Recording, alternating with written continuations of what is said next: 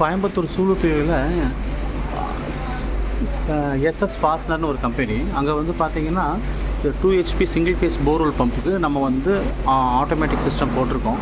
இங்கே என்ன நீடுன்னா உங்களுக்கு இது வந்து ரெயின் வாட்டர் கலெக்டிங் சம்புங்க, சரிங்களா. இன்கேஸ் இதில் இருக்கிற தண்ணி ஃபுல்லாகிடுச்சுன்னா மோட்டர் ஆன் ஆகி தண்ணியை வந்து ட்ரைனேஜ்க்கு தள்ளிடணும். ஒன்ஸ் வந்து ட்ரை ஆச்சுன்னா பம்பு ஆஃப் ஆகணும். ஸோ அதுக்காக கேட்டிருந்தாங்க ஒரு நிமிஷம். ஸோ அதுக்காக நம்ம வந்து இதுக்குள்ளே ஒரு ஃப்ளோட்டும் போட்டு கொடுத்துருக்கோம்.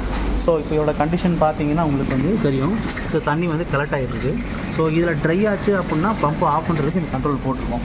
சார் செக் பண்ணி காட்டிக்கலாமா சார்? ஸோ இப்போ சென்டர் ஆஃப் பண்ணுறேன். சென்டர் ஆஃப் பண்ணிட்டு ஆட்டோ மோட்டில் போடுறேன். ஸோ 24 செகண்ட் கழிச்சு உங்களுக்கு மோட்டர் ஆன் ஆகும் சார்.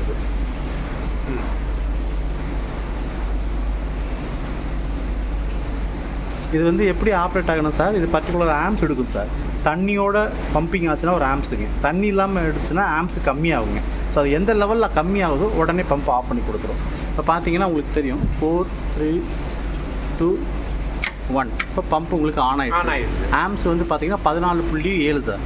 பாருங்கள் 14.1ங்களா.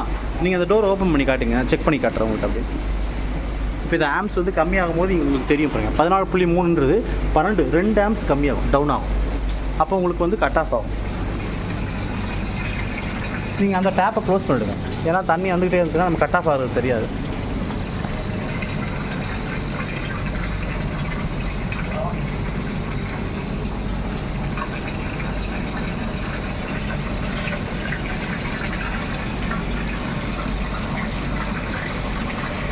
இதில் வந்து நான் ரெட் கலர் தான் வந்து ஃபுட்பாலு. இப்போ ட்ரை ஆகிடுச்சு பார்த்தீங்களா?